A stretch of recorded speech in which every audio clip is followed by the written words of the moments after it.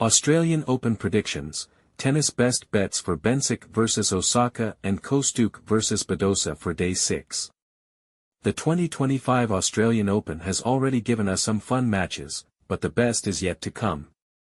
The top WTA players in the world are in Melbourne for the season's first major, and we're not far from the portion of the tournament in which every match will feature household names. With that in mind, keep reading for my favorite selections for Day 6 of the matches on the women's side, which will be played on Thursday, January 16th and Friday, January 17th for those of us in the United States. The day will feature players like Coco Gauff and Aryna Sabalenka in action, so you won't want to miss out on it. Also, check out my men's best bets for Day 6. I'd also strongly suggest coming back to this story before matches start, or regularly checking the picks page. I try to write up as many matches as I can in advance, but it's hard to do that in an international sport. If you like the video, support us by subscribing. I'll occasionally see some interesting line movement and add to my card a few hours before matches begin. That said, I'll add picks to the picks page throughout the day, but I'll also throw them at the bottom of these articles after I do. Gil Alexander, who does a great job of handicapping tennis on a numbers game, Monday to Friday from 10 a.m. Eastern Time to 12 p.m. Eastern Time, also posts his tennis picks to the picks page. Belinda Bencic vs Naomi Osaka. Osaka is coming off a big win over Karolina Muchova. That's a victory over a player that a lot of people like to make runs at every single major. So, the popular thought will be that Osaka is back to her slam-winning level. As of right now, that's what our VCN tennis betting splits show. A lot of people are running to back Osaka, and there's a lot of money on the four-time major champion. But I think it's risky to back popular favorites, and I definitely think it's a bad idea to back Osaka against Bencic. The Swiss star has fallen in the rankings, but that's only because she took time off for the birth of her child. She's a former world number 4 and is 3-1 in WTA-level matches against Osaka. She has also looked pretty good to start the 2025 season. Osaka is a better server than Bencic, but that's one of the only real advantages I'd give her. Outside of the serve and raw power from the baseline, Bencic has a lot of edges against Osaka. She is a smarter player, she has more in her toolkit to throw off opponents, and she's a much better mover. All of that should amount to this being a very close match, at the very least. But I genuinely think we're going to see Bencic find a way through. She hasn't yet dropped a set in this tournament, and she's now coming in with very little to lose. Meanwhile, Osaka is back in a position in which people are expecting her to win. She hasn't dealt with that well in the past. If you like the video, support us by subscribing. Marta Kostyuk vs Paula Badosa. Badosa has been a little more consistent than Kostyuk in recent years, but the Ukrainian's very best is good enough to give the Spaniard trouble. Last year, Kostyuk reached her peak ELO rating of 1986.4 in April. That was part of a run in which she looked like a legitimate top 10 player on tour and turned in several impressive runs.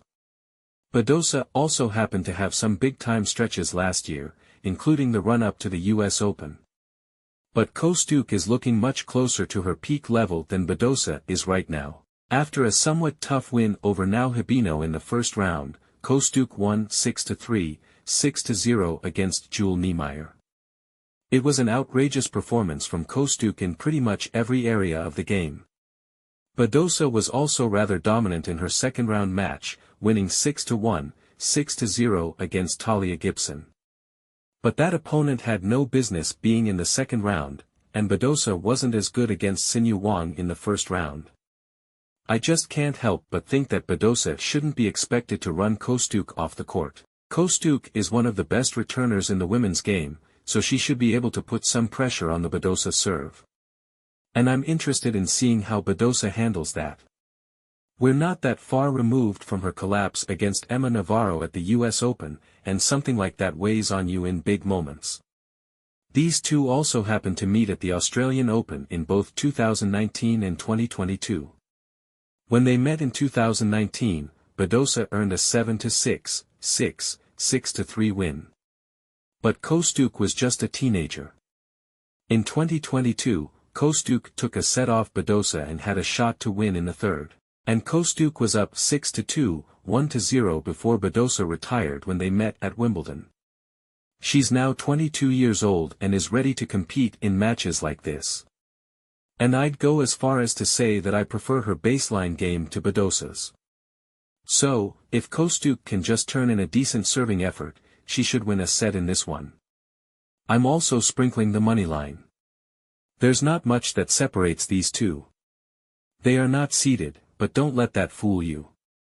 Osaka is a 4-time Grand Slam singles champion and Bencic an Olympic gold medalist. They are also mothers working to recapture their glory days. It probably adds extra stuff for you guys, Osaka told reporters. Not necessarily for me. We are labeled moms, of course.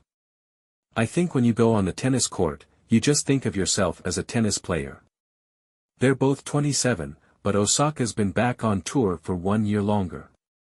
After a solid 2024, she's looked sharp, winning 6 of 7 matches.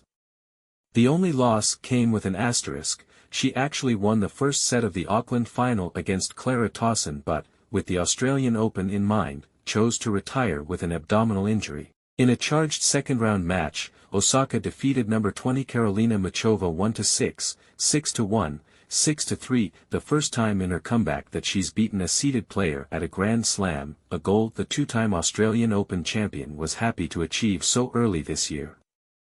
Ordinarily, she likes to stay in rhythm by playing matches every day, but the every other day schedule of a major is now a better fit. I have more time, Bencic said. A little bit practice and then more family time. We went to the aquarium yesterday, so that was nice. In terms of physically how my body feels, is really good. It's become so automatic that it's easy to take Sabalenka's success down under for granted. The win over Buses Monero was her 16th straight at the Australian Open, something that hasn't happened since Victoria Azarenka did it in 2014. With a record of 52-11.825, Sabalenka now owns the best winning percentage of any active player at Grand Slam events on hardcourt. Since 2020, Sabalenka has won 46 matches with those parameters. Iga Swiatek, 36, is a distant second. And one of the biggest challenges in her path to a third straight title, number 5 Zheng Qinwen, was eliminated by Laura Siegemund. Very sad to see, Sabalenka said of the player she beat in last year's final. Listen, it's a slam, you know. Not everyone can handle these emotions. As you see, there are so many players playing really well in these conditions. It's not like if they gone, it's easy for me. No, it's not. Tauson, for example, is a perfect 7-0 in the new year after taking the title in Auckland and winning matches against number 29 seed Linda Noskova and Tatiana Maria. In Auckland, she never saw a player ranked among the top 20, so this is a massive step up for the 22-year-old from Denmark. I know that she's very aggressive player, serving well, hitting pretty heavy shots, Tauson said of Sabalenka. Really looking forward to face her for the first time. Some context for what we're seeing from the 20-year-old Goff. Since 2000, only Maria Sharapova won more Grand Slam matches before the age of 21 than Goff's 61. Additionally, only Sharapova and Kim Clijsters won more matches in Melbourne before turning 21 than Goff's 14.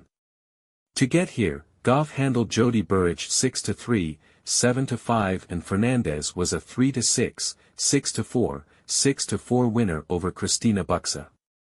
This will be the second time they've played in a span of less than 3 weeks. In anticipation of her United Cup match against Fernandez, Goff actually practiced against a few lefties, including Robin Montgomery. She'll be focused on serving better than the last time out. Thanks for watching. Like, comment, share, subscribe for daily updates.